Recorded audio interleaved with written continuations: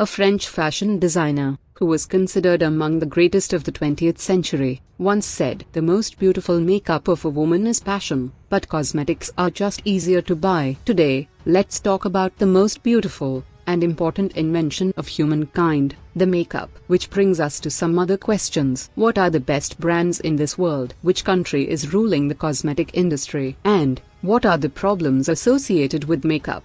Let's have a look at all these questions in this new episode of Stats to Analyze.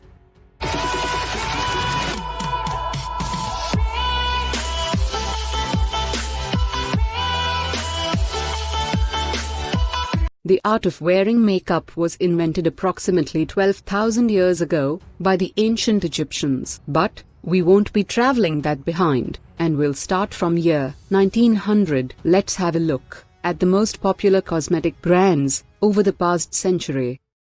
First things first, let me clarify the axis. The very left side of the screen is reserved for the logo of the company, and their names are written inside the bars. The color coding is done as per the country of origin, and the names of the countries are written below the header. We have taken only those companies who had considerable global demand for their products at that time. This is the only reason we couldn't get names of even 10 companies until 1936. As of now, we have collected data for more than 100 topics, but never faced such difficulty in examining its authenticity. Without a doubt, this is the most corrupt industry in the world. People write anything for money. If we try 4 different informants for confirmation, then all 4 will give totally different stats. Still, we have tried our best to feed you the finest and to provide as accurate statistics as we can. All the viewers listen very carefully. Never trust the makeup ads. They are not classified under the FDA regulated bodies, so they can speak all the rubbish they want without ever getting into trouble. Fun fact, the European Union, India, and South Korea have banned more than 13,000 chemicals which were used in production of cosmetics. On the other hand, United States have prohibited only 11. No wonder why all the European companies, which once dominated the list, started disappearing one by one. And by 2020, 7 of the top 10 cosmetic brands are from United States. The top 3 cosmetic brand choice in 2020 are L'Oreal, the Unilever, and Estee Lauder.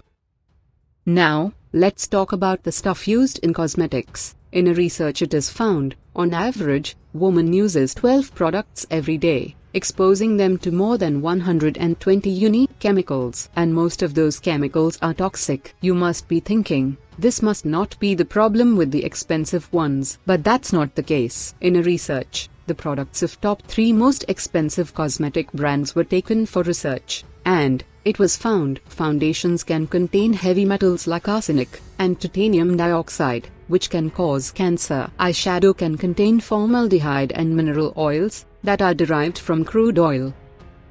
Eyeliners can contain heavy metals like lead and arsenic that are linked to cancer and reproductive problems. Blush can contain parabens that can mess with your hormones. Mascara can contain formaldehyde, and around 3/4 of the lipsticks tested by FDA contained lead. Many also contained preservatives like DHA, which is again linked to cancer and reproductive harm. And this is not the case with only makeup products. This is the problem with each and every skincare product. But if you still want to buy, at least look at the label first, and buy those which have fewer ingredients, and stay away from the word fragrance. This word fragrance means dozens of harmful chemicals. That brings us to another question: why aren't they testing their products?